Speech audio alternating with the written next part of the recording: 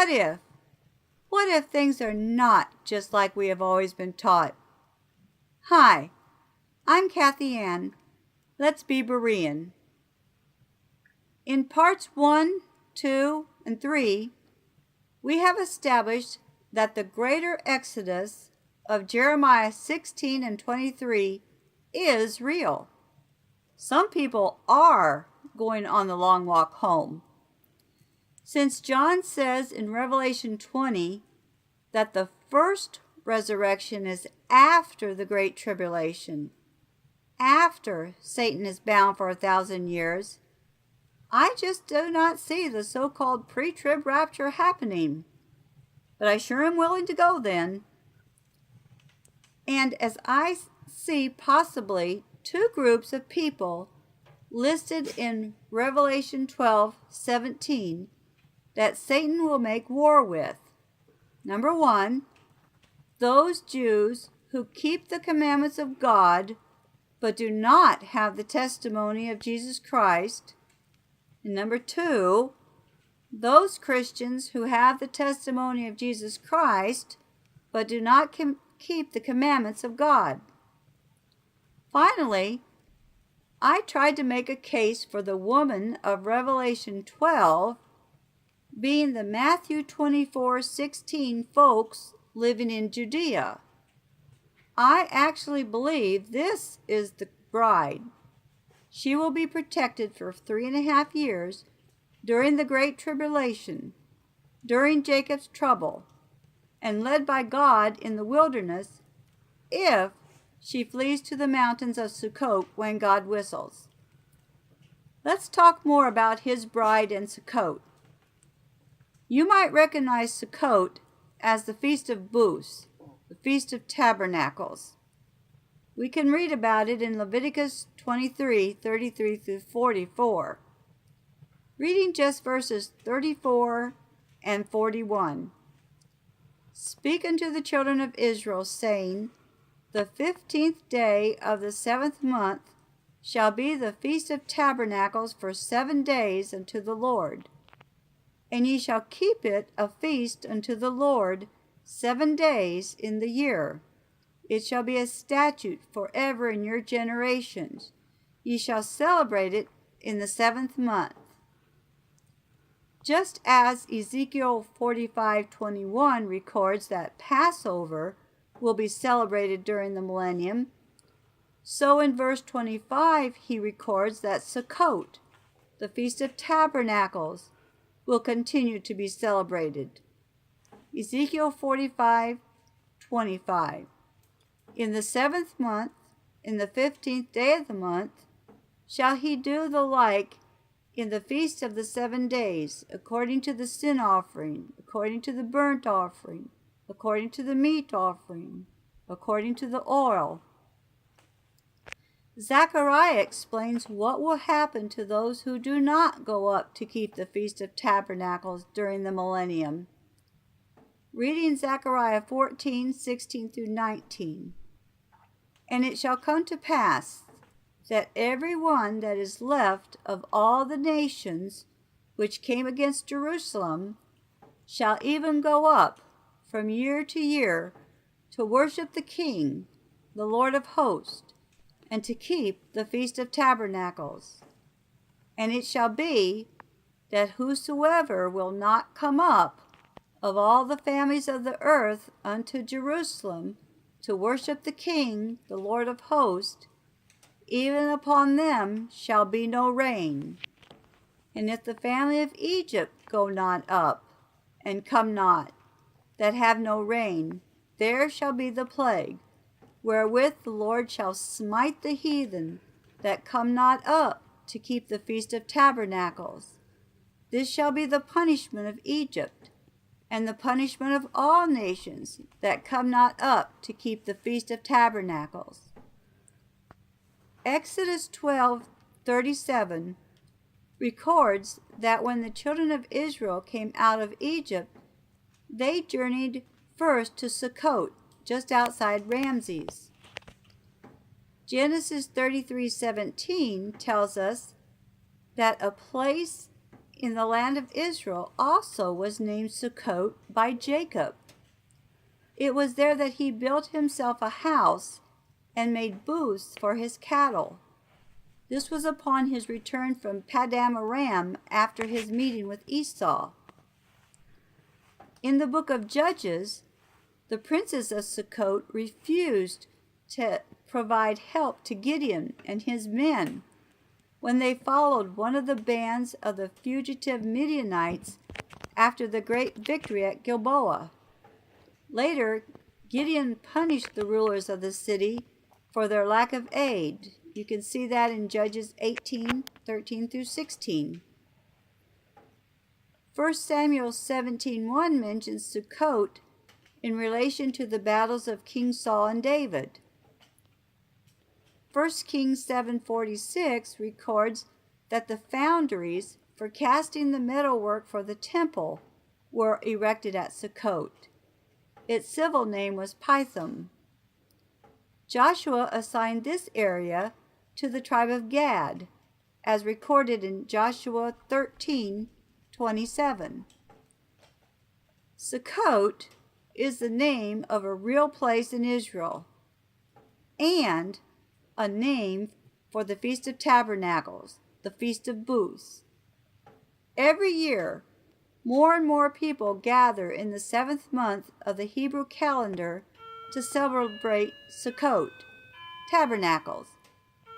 Many are using this time to practice their camping skills, as they believe that quite possibly they will be a part of this greater exodus and one day be going on the long walk home.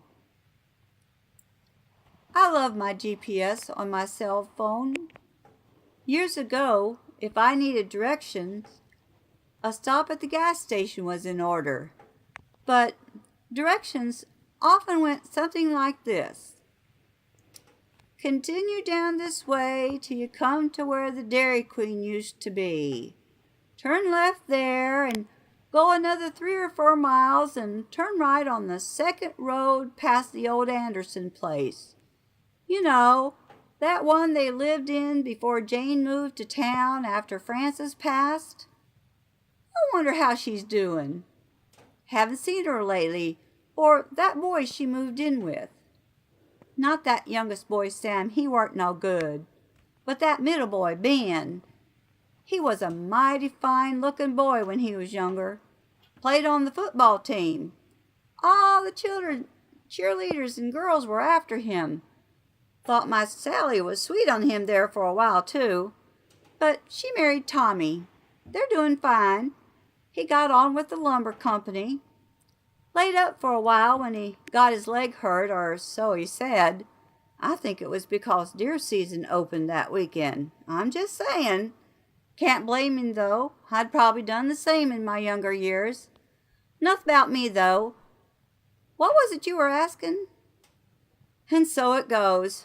I understand the phrase, you can't get there from here. It no doubt originated in Arkansas by someone asking directions. I love my GPS. It gives me alternate routes and tells me how much longer that route will take. If I make a wrong turn, no problem. It just reroutes me from there. Maybe we could all use a GPS for life. Final destination? Home with the Lord. My phone would sound like a stuck record. Rerouting, rerouting, rerouting, rerouting.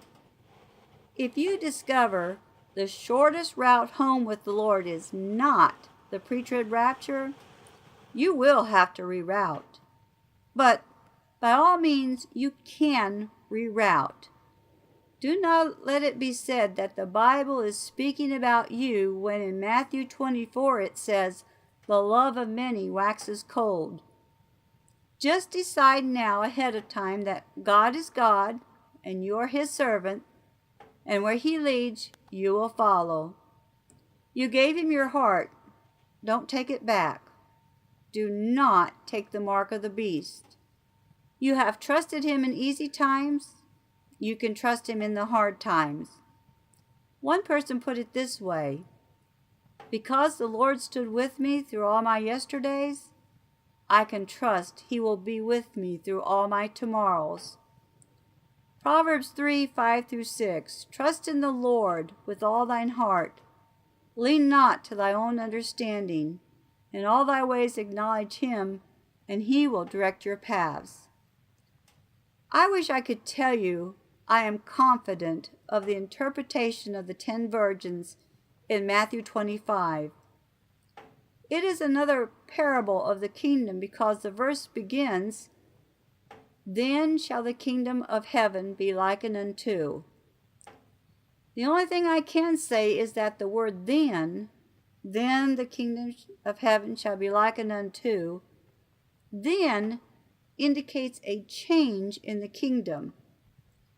In the 7 parables of Matthew 13 that I recorded for you, Yeshua, King James calls him Jesus, Yeshua says the words, "The kingdom of heaven is like unto." So when he says in Matthew 25, "Then the kingdom of heaven will be like unto," he is indicating a change in the kingdom at that time. Here's how I see it, and I add this to my maybe list. Again, thank you, Jerry, for the concept of the maybe list, and thank you for my red maybe t-shirt. So, maybe the 10 virgins of Matthew 25 are all part of the kingdom. All 10 went out to meet the bridegroom. 5 were foolish and took no oil. 5 were wise and took oil for their lamps. All 10 fell asleep while waiting for his arrival. But let me read just verse 6 of Matthew 25. "And at midnight there was a cry made, Behold, the bridegroom cometh, go ye out to meet him." The bridegroom did not arrive just at that time. The bridegroom did not arrive just at that place where the 10 virgins had been sleeping. The instructions were to go ye out to meet him. Go somewhere else. Go out from where you are to another meeting place. The 5 wise virgins were able to trim their lamps to go out to meet the bridegroom since they had brought oil. And they did go out as directed. The bridegroom came. The 5 wise virgins entered in, and the door was shut. When the 5 foolish virgins returned after going to buy oil, they were not given permission to enter the shut door. So, here is my maybe list interpretation. Could these 5 wise virgins be another symbolic type of the bride, the woman of Revelation 12, those living in Judea of Matthew 24:16? When called, they know and are ready to go out to meet him, out into the wilderness, to a place called Sukkot, where they are kept safe during the great tribulation, Jacob's trouble. Could these 5 foolish virgins, yes, they are also called virgins, who went out with the 5 wise virgins and all 10 fell asleep, could these 5 foolish virgins be those of the 2 groups listed in Revelation 12:17 that Satan can go after to make war with? Too late to enter behind the door, even though they got the oil needed to trim their lamps after going off to buy what they lacked, yet still too late for the door to be opened for them? Maybe. But this I am sure of. Daniel 9 records that Antichrist will confirm a covenant for 7 years. In the midst of those 7 years, the Antichrist will commit the abomination of desolation, and the great tribulation, Jacob's trouble, begins. If we are all out of here in a pre-trib rapture, great. But what if? What if you see the confirmation of the covenant? Then you will know there was no pre-trib, pre-last 7 years rapture.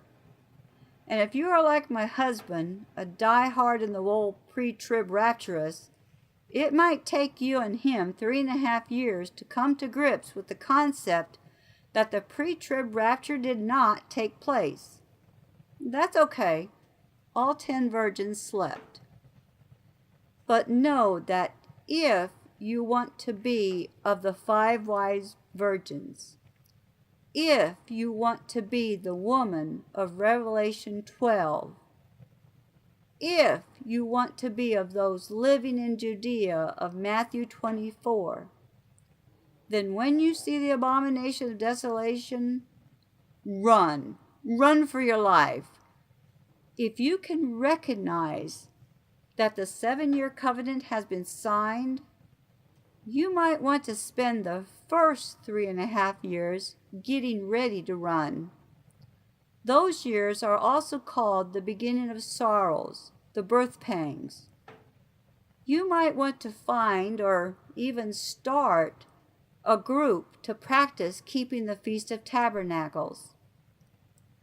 The covenant to be confirmed by Antichrist is not a new covenant. It is the covenant God gave to Abraham, the covenant that gave the land of Israel to Abraham and his descendants. The Antichrist will declare the land of Israel, including the city of Jerusalem, to belong to the Jews. Have you been watching the news lately? Because what if? What if things are not just like we've always been taught? I'm Kathy Ann. Be blessed and be safe.